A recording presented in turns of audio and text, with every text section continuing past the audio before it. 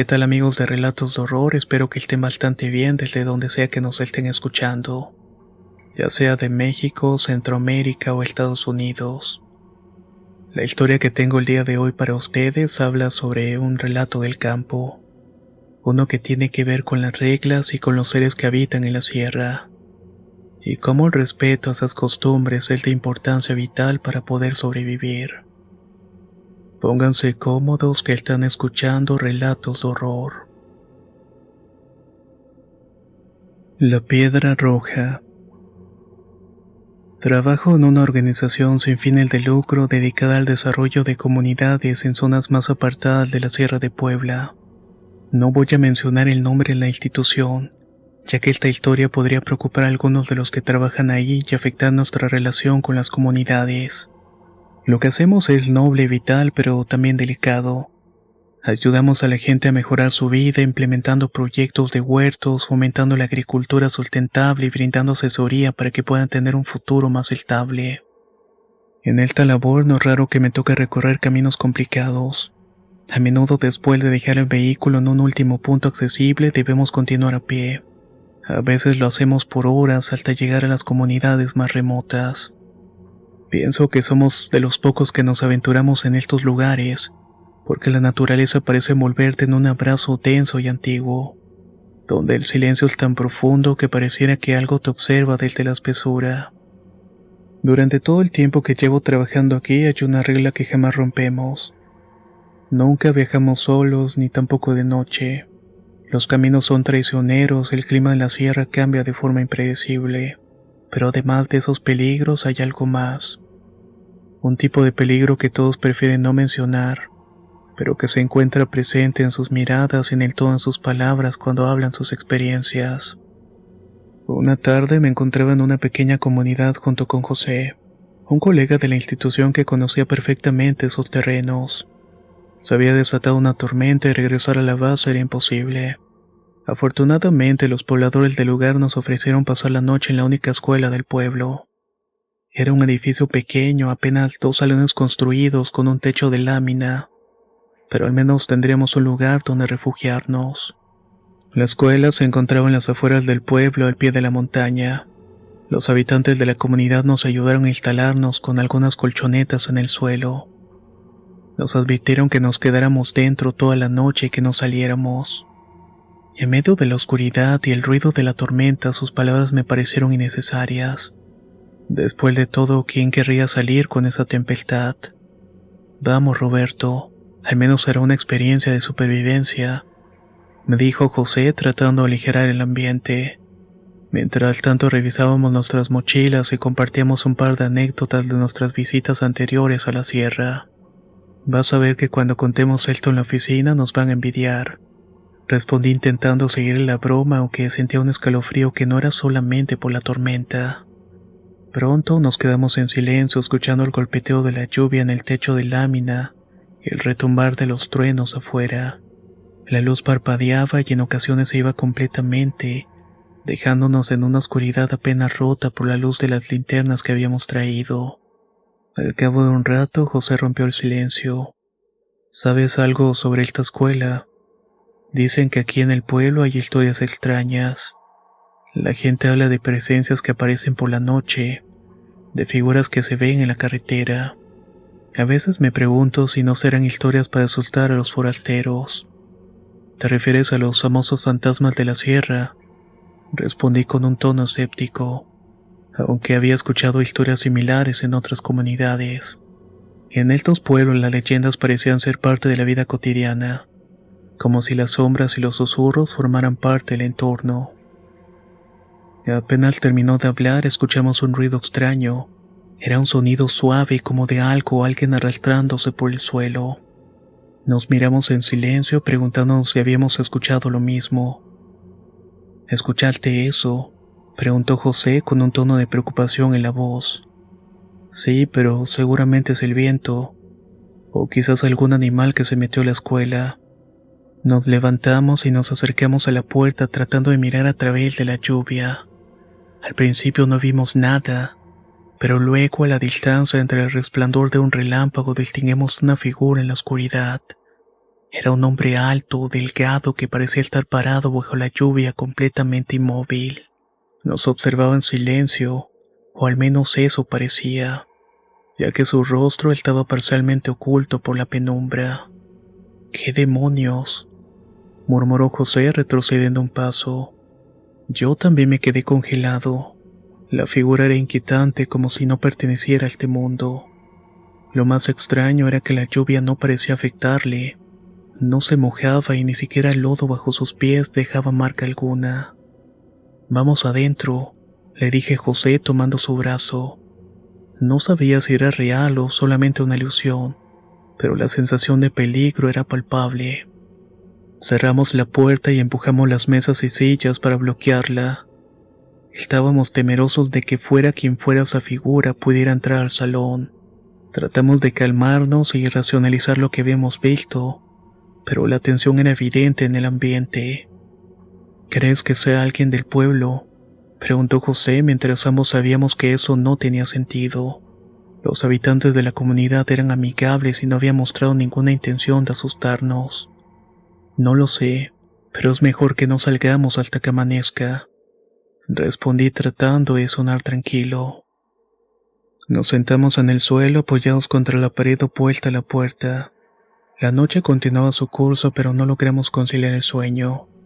Cada tanto escuchábamos ruidos en el exterior, pasos que parecían acercarse y luego se desvanecían.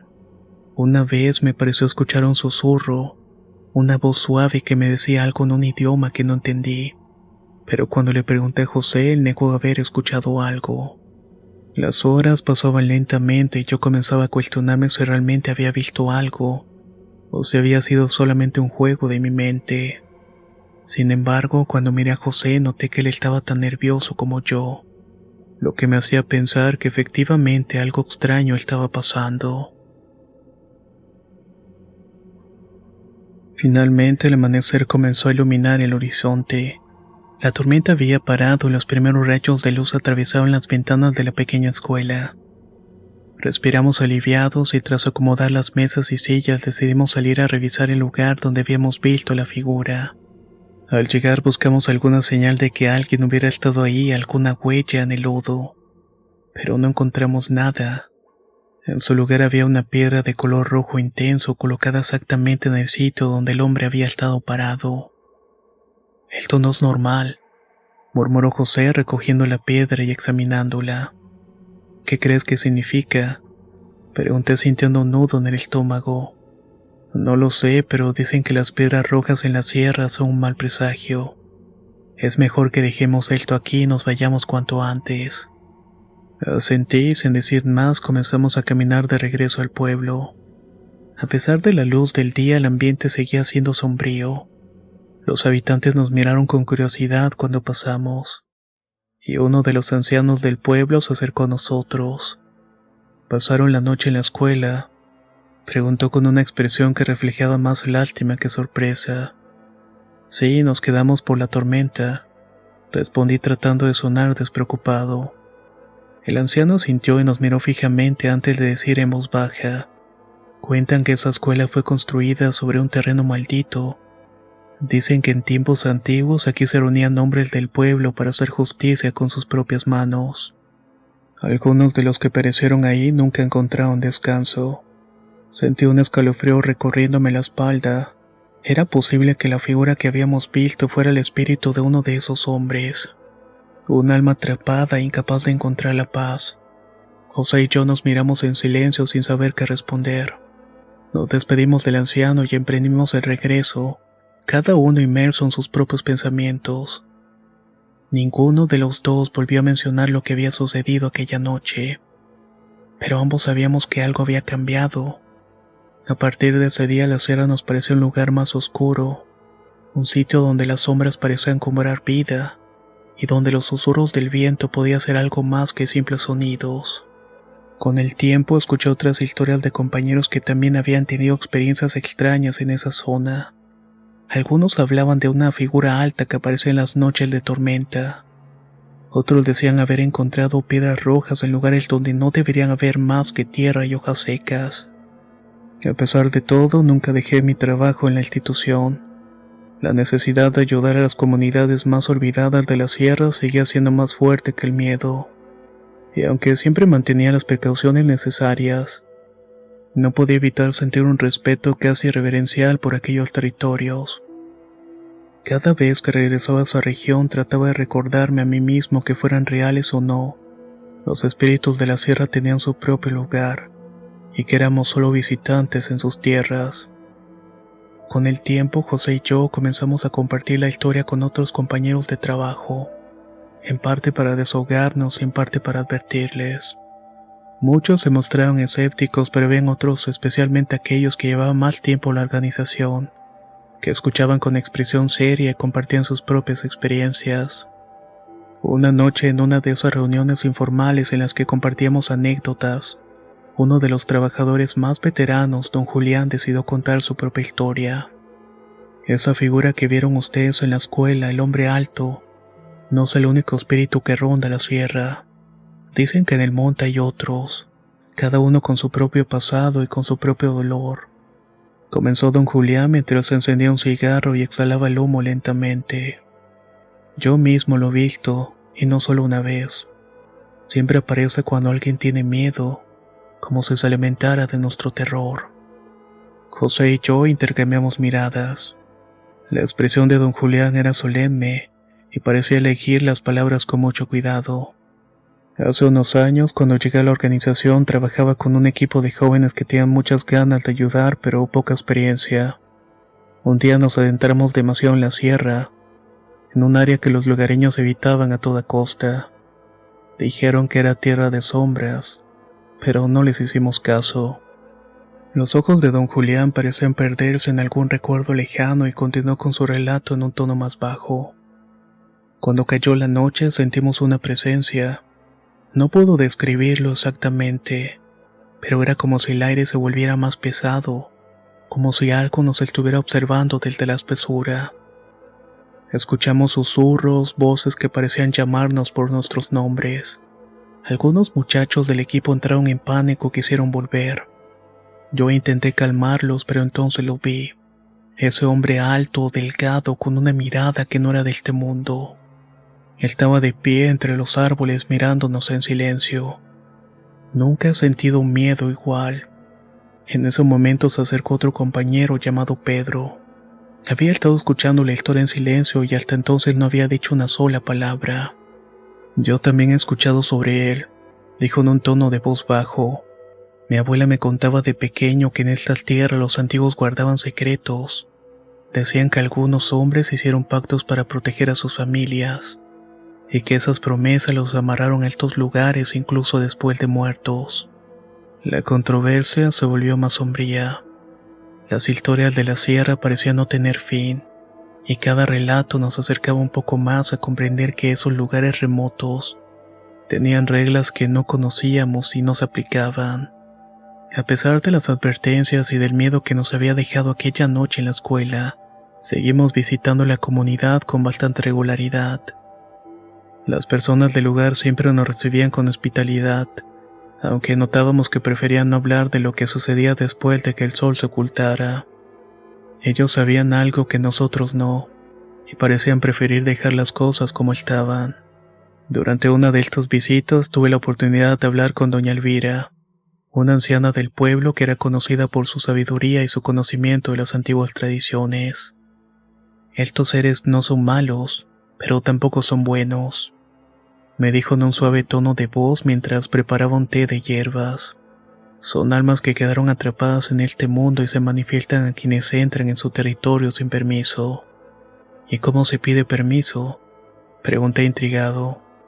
La anciana me miró con una expresión serena como si hubiera hecho una pregunta muy simple. Hay que hablarles, muchacho. Reconocer su presencia y respetar su espacio.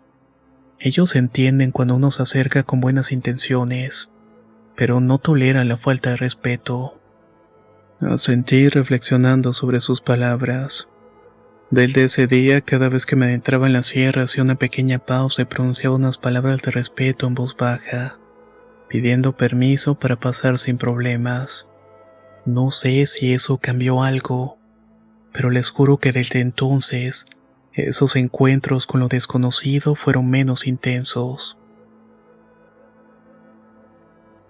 Sin embargo, José no tuvo la misma suerte. Con el tiempo comenzó a mostrar señales de inquietud. Empezaba a evitar las misiones en la sierra, diciendo que sentía una presencia cada vez más fuerte, que una supuesta sombra lo seguía en cada paso. Fue en una de nuestras últimas visitas que José finalmente confesó algo que había guardado durante bastante tiempo. Roberto, no te conté antes esto porque pensé que no me ibas a creer, dijo con un tono grave, pero desde aquella noche en la escuela he estado viendo cosas. Cada vez que cierro los ojos veo esa figura, como las piedras rojas y la sombra. No importa dónde esté, siento que me sigue como si quisiera algo de mí. Intenté calmarlo recordándole las palabras de doña Elvira, sugiriéndole que tal vez solo necesitaba hacer un gesto de respeto. Sin embargo, José no parecía convencido. No es tan simple, Roberto. Esto es algo más profundo. No creo que quiera que le pida permiso. Creo que lo que quiere es llevarme con él. Esa confesión me dejó helado. Intenté mantenerme optimista, pero la verdad es que no sabía cómo ayudarlo. Poco después de esa conversación, José decidió renunciar a su puesto. Dijo que necesitaba alejarse de la sierra y buscar un trabajo en un lugar menos cargado. Nunca volví a verlo después de eso y la incertidumbre de no saber qué fue de él me dejó inquieto durante semanas. Mientras tanto, la organización encontraba a alguien más para reemplazarlo. Yo tuve que tomar sus tareas, lo que significaba que tendría que viajar solo. Cuando llegó el día de la misión, algo dentro de mí me impulsó a enfrentar lo que había evitado durante tanto tiempo. No sé si fue la ausencia de José o el recuerdo de sus palabras, o simplemente la necesidad de respuestas, pero decidí buscar las piedras rojas nuevamente. Llegué temprano al pueblo y después de saludar a los lugareños, me dirigí al lugar donde habíamos visto la figura aquella noche de tormenta. Era un día despejado y el sol iluminaba. El camino estaba con un brillo casi tranquilizador. Seguí el rastro de piedras rojas que habíamos encontrado aquella vez, intentando no pensar demasiado en lo que podría encontrar al final. A medida que avanzaba, el camino se volvía más estrecho y la vegetación más densa. Finalmente llegué a lo que parecía ser una pequeña cueva, aunque más bien parecía un altar. En el suelo habían piedras rojas formando un círculo perfecto, como si alguien las hubiera colocado ahí con una precisión delicada. Me detuve en la entrada sintiendo cómo mi corazón latía con fuerza en mi pecho. Fue entonces cuando escuché un ruido detrás de mí como un susurro mezclado con el crujir de las ramas secas. Me giré rápidamente pero no había nadie. Observé el bosque en silencio durante unos segundos, tratando de calmar mi respiración. Entonces escuché un grito lejano. Era un sonido desgarrador como si alguien estuviera pidiendo ayuda. Mi instinto me decía que regresara, pero algo más fuerte me empujó a avanzar. Corrí hacia la dirección del grito, sintiendo que cada paso me llevaba más lejos de cualquier sensación de seguridad.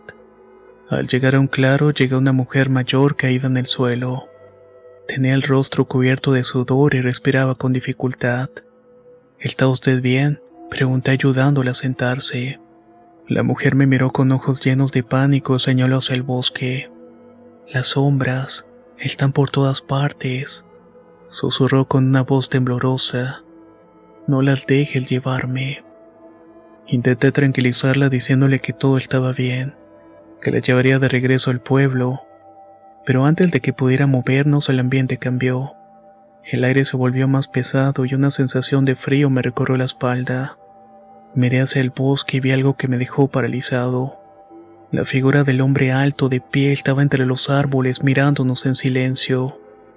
No mires, me susurró la mujer agarrando mi brazo con fuerza.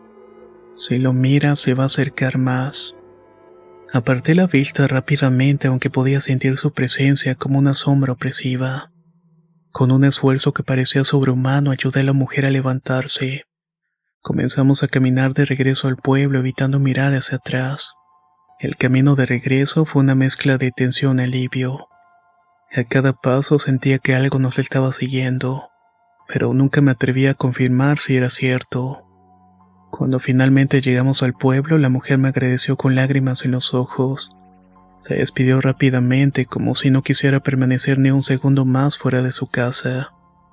Al llegar a la escuela llamé a algunos lugareños para que nos ayudaran con la señora.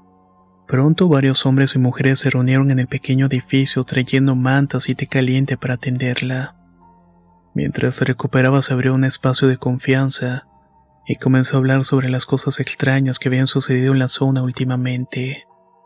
No es la primera vez que alguien ve estas sombras, dijo don Evaristo, un hombre mayor que parecía haber tenido muchas historias guardadas. Hace poco un joven que vino a recoger leña vio una figura similar cerca de ese altar del que hablas.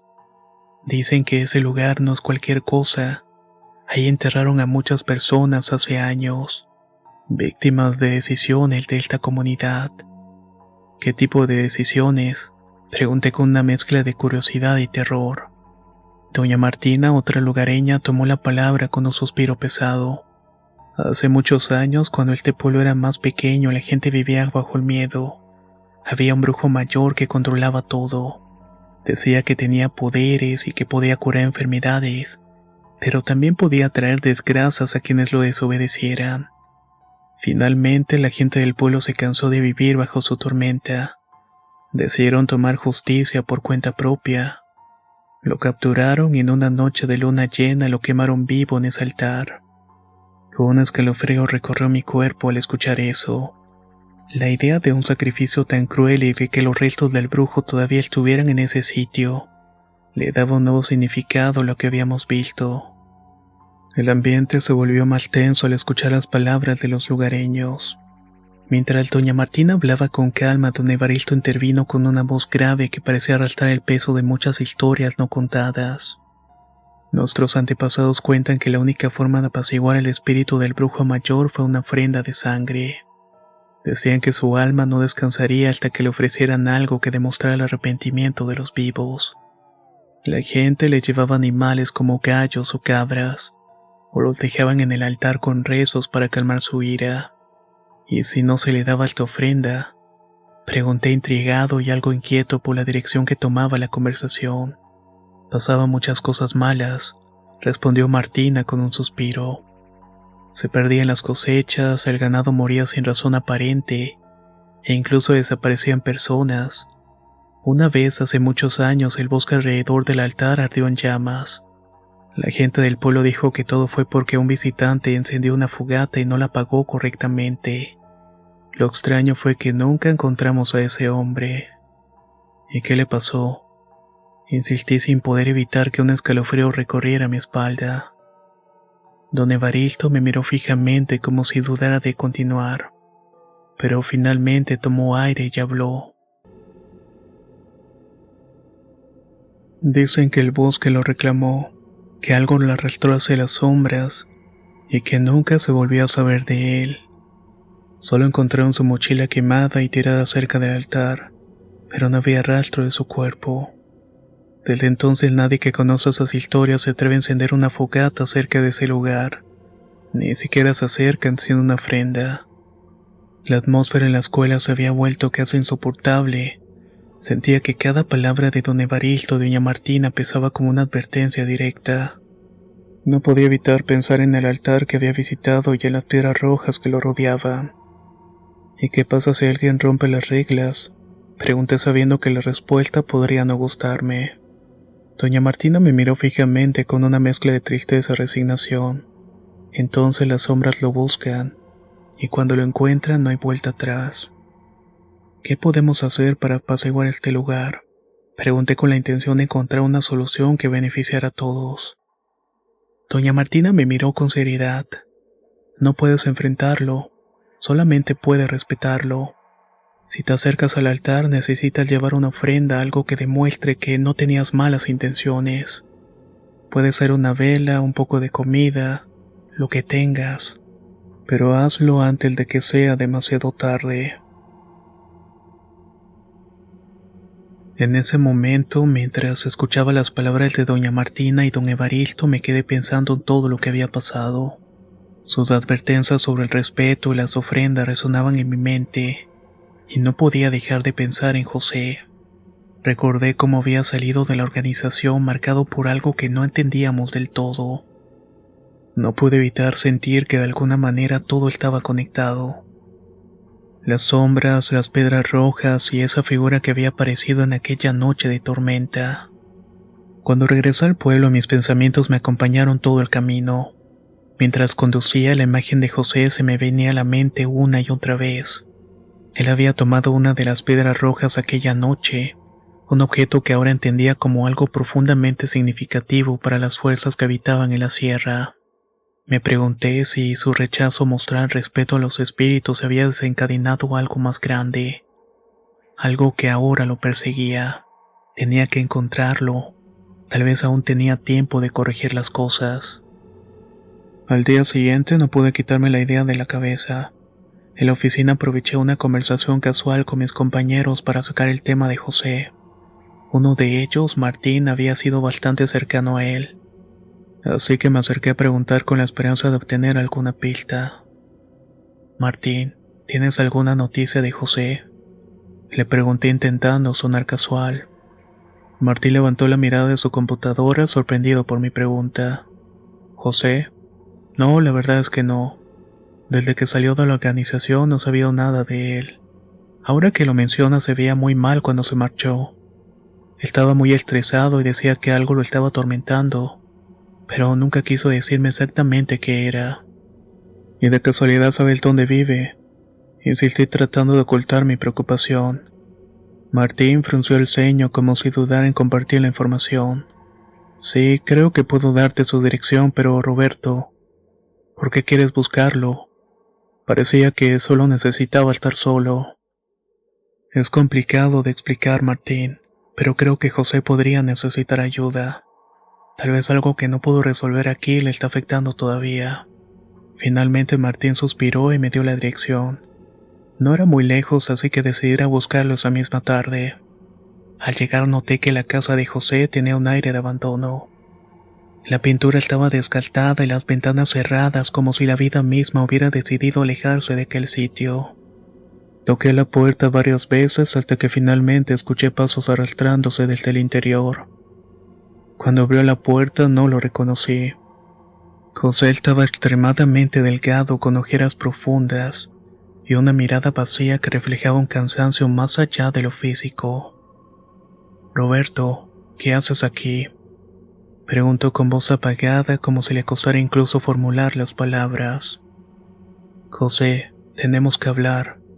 Es sobre lo que pasó en la sierra, sobre aquella noche en la escuela. Le dije tratando de sonar calmado aunque por dentro estaba inquieto. José pareció tensarse al escuchar mis palabras y bajó la mirada y se apoyó en el marco de la puerta, como si sus piernas apenas pudieran sostenerlo. No quiero hablar de eso, no tiene sentido, respondió pero con la voz temblando.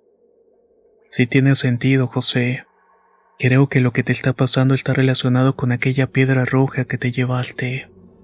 Necesitamos volver al pueblo y devolverla, y hacer lo que los ancianos dijeron, mostrar el debido respeto. José levantó la mirada y vio un destello de desesperación en sus ojos. Volver, estás loco, apenas estoy sobreviviendo aquí.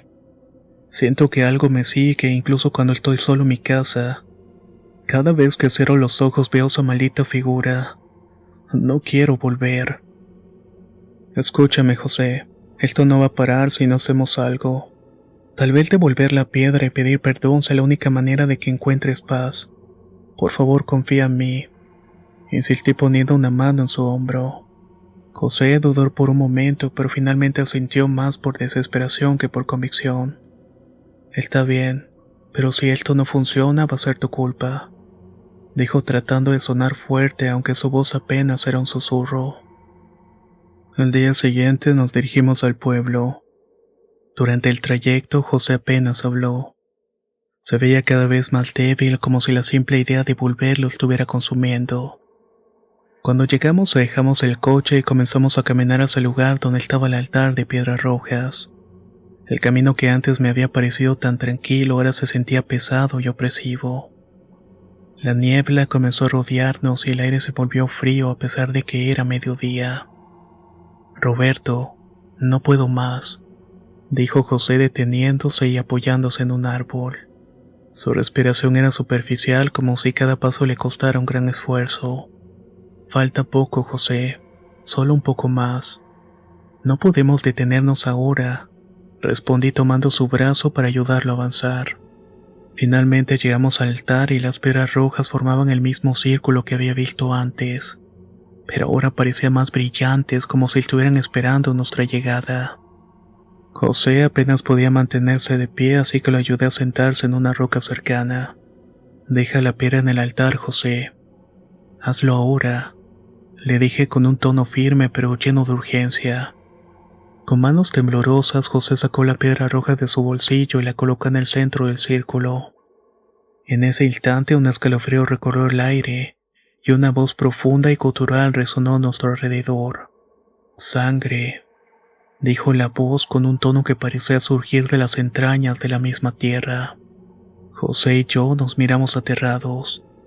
Antes de que pudiera reaccionar, una piedra gris salió disparada del círculo y me golpeó en el hombro. El dolor fue tan intenso, pero al mirar la piedra en el suelo entendí lo que debía de hacer. Ellos quieren un sacrificio, José. Es la única manera de apaciguarlos. Le dije recogiendo la piedra con una determinación que no sabía de dónde tenía. ¿Qué estás diciendo, Roberto? ¿Sacrificio? Preguntó con los ojos llenos de pánico. No será nada grave, solamente confía en mí. Con la piedra en la mano hice un corte en mi palma dejando que la sangre brotara y manchara la superficie gris. Sentí un dolor punzante pero me mantuve firme. Luego coloqué la piedra ensangrentada en el altar junto a las demás. En ese momento el ambiente cambió. La neblina comenzó a disiparse y el aire se volvió más ligero. Miré a José y noté que algo había cambiado en él. Su respiración se había estabilizado y su rostro, antes pálido y demacrado, ahora tenía un poco más de color. ¿Qué crees que pasó?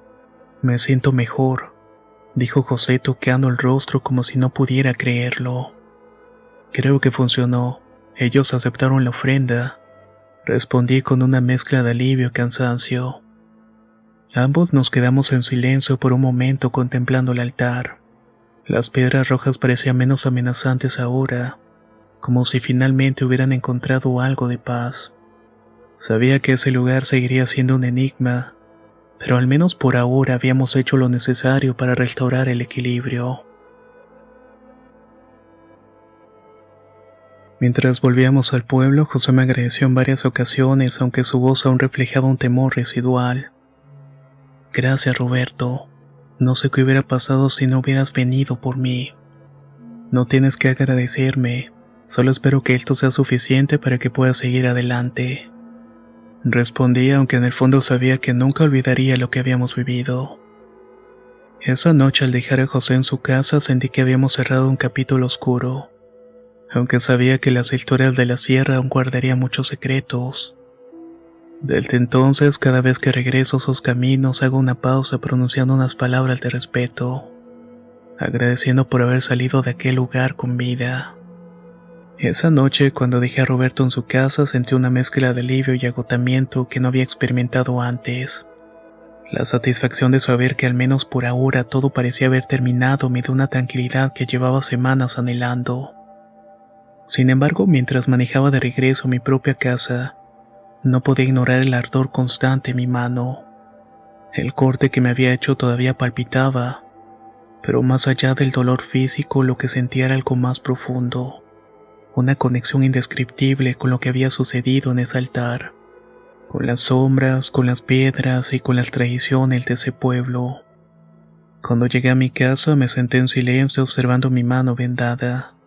Esto acabó, me repetí una y otra vez tratando de convencerme de que el ciclo de terror y misterio finalmente estaba llegando a su final. Pero algo en el fondo de mi mente me decía que eso no era el final, sino más bien un respiro, una tregua que no podía darme el lujo de romper. Ahora sabía que cualquier visita a ese lugar requeriría de respeto, y que cualquier descuido, por pequeño que fuera, podría desatar algo mucho peor. Con el tiempo los viajes a la sierra se convirtieron en parte de mi rutina nuevamente, pero algo había cambiado en mí. Ahora prefería ir solo siempre que fuera lo posible. No es que fuera más valiente o quisiera enfrentarme a lo desconocido, sino que entendía que sabía cómo comportarme ante las fuerzas que habitaban en estos lugares. Había aprendido a través de experiencia y sufrimiento que el respeto no era opcional, y que cualquier falta de prudencia podía tener consecuencias graves. Cuando no tenía más opción que ir acompañado, tomaba el papel de guía no solo para los caminos físicos, sino también para los espirituales y emocionales de la sierra. Siempre advertía a mis compañeros con mucha firmeza: escúcheme bien, este lugar no es como cualquier otro. Aquí hay reglas aunque no las veamos. No exploren por su cuenta, no tomen nada y sobre todo respeten cualquier señal que vean o sientan. No estamos aquí para cambiar este lugar, sino para aprender de él y trabajar con la gente que lo habita. Algunos se reían, otros mostraban escepticismo, pero mi tono serio solía ser suficiente para que se mantuvieran en línea. Sin embargo, siempre había alguien que por curiosidad o arrogancia intentaba romper esas reglas. Y cada vez que esto pasaba sentía un escalofrío en la espalda, un presentimiento que nunca fallaba. Por ejemplo, en una ocasión durante una visita con un nuevo voluntario algo similar ocurrió. ¿Qué es eso?, preguntó el chico señalando una piedra roja que sobresalía del suelo cerca del árbol. Déjala donde está, le respondí con una firmeza que lo tomó por sorpresa. Pero solo quiero verla de cerca, no voy a llevármela ni nada. Te dije que no la toques, no sabes que estás provocando al hacerlo. Insistí mientras mi mente recordaba el rostro de José antes de que regresáramos al pueblo con la piedra. Por suerte me hizo caso, sin embargo sus momentos siempre me dejaban con el corazón acelerado y una sensación de que las sombras nos estaban mirando. Siempre expectantes, siempre a la espera de cometer cualquier error. Con el paso del tiempo también comencé a comprender mejor a los habitantes del pueblo y su relación con el altar y las sombras. Para ellos no solamente era un lugar de misterio o peligro, era parte de su historia, de su identidad como comunidad. Aprendí a respetar su silencio cuando hablaban del brujo mayor y las piedras rojas, y aunque a veces sentía curiosidad por saber más, nunca los presioné. Sabía que su conocimiento no era algo que se debía compartir a la ligera, y que de cierta manera yo era un forastero en sus tierras. En una de mis visitas al pueblo me encontré con doña Martina nuevamente. La anciana me observó con una mirada que mezclaba sabiduría y preocupación. Has aprendido mucho, muchacho, pero no olvides que la sierra tiene su propia manera de hacer justicia. Lo que hiciste por tu amigo fue valiente, pero no bajes la guardia. Las sombras no siempre se apaciguan con un solo sacrificio. ¿Qué quiere decir con eso, doña Martina?, pregunté sintiendo un nudo en el estómago. Solo que debes estar preparado. Ellos sienten cuando alguien se ha acercado demasiado a su mundo. Y a veces cuando te alejas, ellos nunca te olvidan. Sus palabras me dejaron reflexionando durante días. ¿Había algo más que debía hacer o simplemente tenía que aceptar que mi conexión con aquel lugar nunca desaparecería por completo? Decidí que lo único que podía hacer era seguir mostrando respeto, tanto al pueblo como a las fuerzas invisibles que lo rodeaban. Y así lo he hecho desde entonces. Cada vez que regreso me detengo un momento antes de entrar al territorio de la sierra. Con voz baja, casi como un susurro, digo las mismas palabras que aprendí de doña Elvira. Con permiso, solo vengo a trabajar y ayudar. No quiero molestar ni tomar lo que no me pertenece. No sé si esas palabras son suficientes, pero hasta ahora han bastado para mantenerme a salvo. Y aunque el ardor de mi mano ha desaparecido con el tiempo, la cicatriz que me quedó sigue siendo un recordatorio constante de lo que viví. No dejo de pensar en José, en cómo su salud mejoró después de aquel sacrificio de sangre, y cómo su desesperación se terminó convirtiendo en agradecimiento. Hoy miro atrás y entiendo que la sierra no es solamente un lugar de trabajo, sino un espacio donde lo humano y lo sobrenatural conviven en un equilibrio frágil. Es un lugar que exige respeto y que castiga la arrogancia, pero también ofrece enseñanzas para quienes están dispuestos a escucharla. Créame que lo que aprendí en la sierra no se enseña en ningún manual ni se encuentra en libros. Es un conocimiento que solo se adquiere al vivirlo, y un conocimiento que llevo conmigo a cada paso, tanto dentro como fuera de esos caminos de terracería. Porque al final del día lo que la sierra me enseñó no fue solo a sobrevivir, sino a entender que hay fuerzas que nos rodean invisibles pero poderosas, y que respetarlo es la única moneda válida en su territorio.